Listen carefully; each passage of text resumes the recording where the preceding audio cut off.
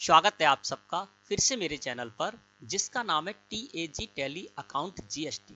दोस्तों आज की वीडियो में हम सीखेंगे टैली प्राइम सॉफ्टवेयर का लेटेस्ट वर्जन 3.0 और इससे आगे आने वाले जो भी वर्जन है उन वर्जन में यदि आप GSTIN यानी GST नंबर के आधार पर पार्टी नेम को सर्च करना चाहते हैं तो सेकेंडों में सर्च कर सकते हैं।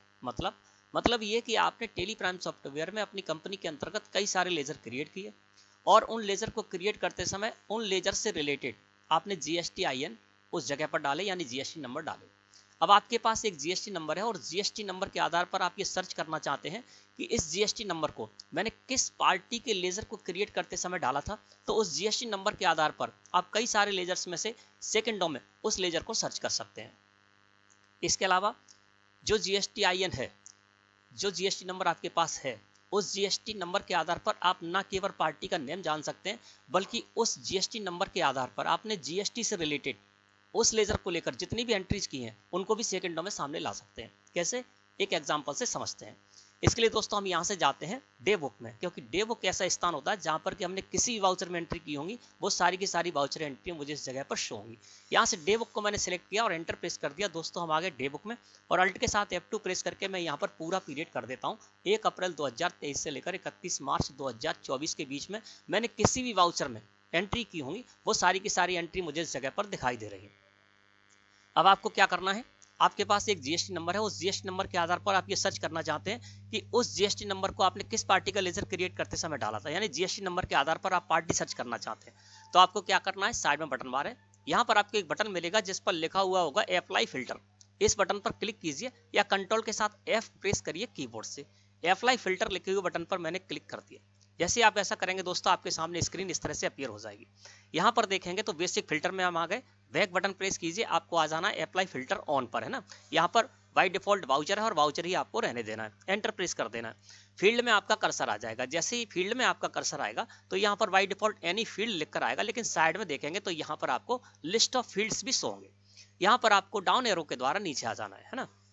और यहाँ पर दोस्तों आपको जाना है GST डिटेल्स के अंतर्गत। देखिए अब यहाँ पर आपको लिखा हुआ दिखाई दे रहा है GST डिटेल्स, है ना। तो ये देखिए GST डिटेल्स जिस जगह पर लिखा हुआ है वहीं पर दोस्तों आपको उसके नीचे लिखा हुआ मिलेगा।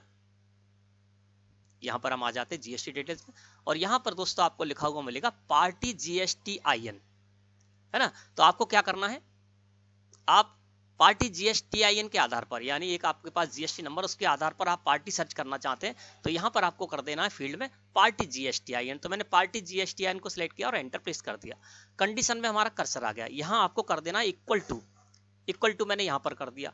लुक फॉर में आपको वो GSTIN, वो goods and services tax identification number, वो GST नंबर डाल देना है जिसके आधार पर आप पार्टी का नेम सर्च करना चाहते हैं और उसकी एंट्री सर्च करना चाहते हैं। तो मैंने वो GSTIN यहाँ पर डाल दिया, ठीक है ना। अब मैं क्या करूंगा, एंटर प्रेस करूंगा। जैसे ही मैंने एंटर प्रेस किया तो देखिए हमारे सामने अब यहाँ पर जो स्क्रीन आई है वो इस तरह से आई है। यहाँ पर देखिए नेम में सो रहा है रमन ट्रेडर्स, यानी जो GSTIN हमने सर्च किया वो GSTIN हमने रमन ट्रेडर्स का लेजर क्रिएट करते समय डाला था। तो कई सारी पार्टियां थी, कई सारी एंट्रीज थी, उनमें से उस पार्टी नेम को उसने निकाल कर दे दिया जिस पार्टी का लेजर क्रिएट करते समय मैंने ये GSTIN डाला था। चलिए एक देख लेते हैं एक एंट्री को खोलकर। मैंने एंट्री को यहाँ पर ओपन किया और रमन ट्रेडर्स पर कर्सर लेकर आया, कंट्रोल के साथ एंटर प्रेस कर दिया। तो देखिए यहाँ पर जो GSTIN मैंने डाला था इनकी लेजर क्रिएट करते समय, तो इसी GSTIN के आधार पर, इसी GST नंबर के आधार पर उसने हमें पार्टी का नेम यहाँ पर खोज कर दे दिया। और ना केवल पार्टी का नेम उसने हमें यहाँ पर खोज कर दे दिया बल्कि इस पार्टी के लेजर को लेकर, इस पार्टी को लेकर मैंने जितनी भी GST से रिलेटेड एंट्री की थी, यानी जिन एंट्रीज का GST किसी ना किसी GST रिटर्न पर इफेक्ट पड़ना था, वो सारी की सारी एंट्री भी हमारे सामने इस तरह उसने ओपन करके दे दी। यहाँ परचेज की एंट्री भी हमें सो रही है और इसके साथ साथ डेबिट नोट की एंट्री है, इसका भी GST रिटर्न पर इफेक्ट पड़ेगा।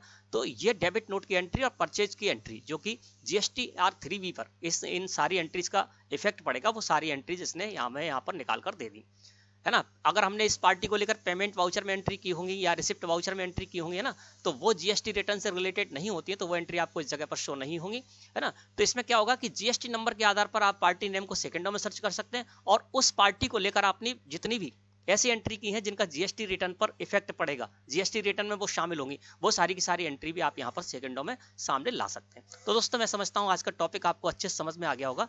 वीडियो अच्छी लगी हो तो लाइक करें। धन्यवाद।